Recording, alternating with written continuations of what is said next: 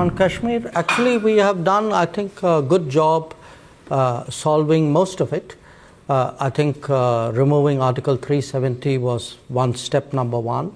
Holding elections, which were done with a very high turnout, was step number 3. I think the part we are waiting for is the return of the stolen part of Kashmir, which is on the under illegal Pakistani occupation. When that's done, I assure you, Kashmir solved. Take a gentleman here on the aisle. Yep.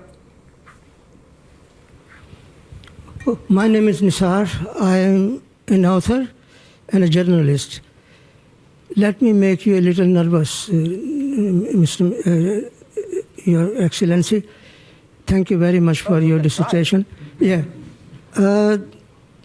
Kashmiris are up in arms because India is occupying Kashmir illegally. That's the reason why they are protesting. Now, given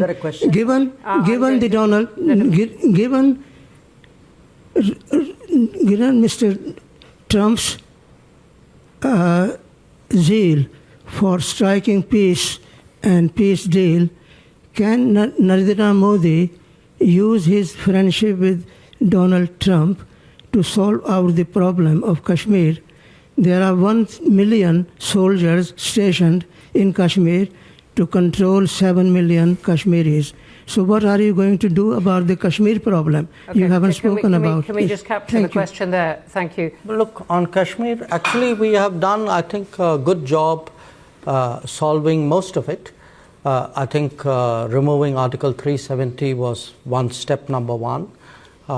Then restoring growth and economic activity and social justice in Kashmir was step number 2. Holding elections, which were done with a very high turnout, was step number 3. I think the part we are waiting for is the return of the stolen part of Kashmir, which is on the under illegal Pakistani occupation. When that's done, I assure you, Kashmir solved.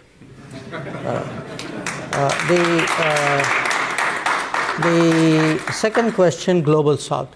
You know, look, there are different ways of looking at it, and I give you a perspective. What do countries in Global South largely want? They want more options. They want more experiences to compare, relatable experiences.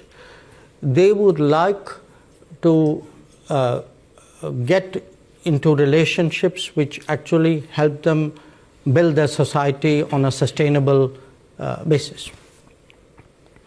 So forget India, China for a moment. I think what is happening and is that much of the Global South in the previous decades had very limited options. You know, they either had Western options, they had multilateral development banks, which were in a way associated with it. Within the Western options, they had maybe some subsets out there. Then at some point, they had Soviet/Russian options. Then you had a set of China options. Now today, if there are Indian options, I would argue that actually it's better for the Global South. It's not worse, because they now have many more possibilities to choose from. They will be in a position to evaluate which of these options and which of these relationships somewhere fit into their growth aspirations. And I can certainly say, you know, where India is concerned, we have today projects in almost 80 countries of the Global South. We have delivered actually about 600 significant projects in the last many years.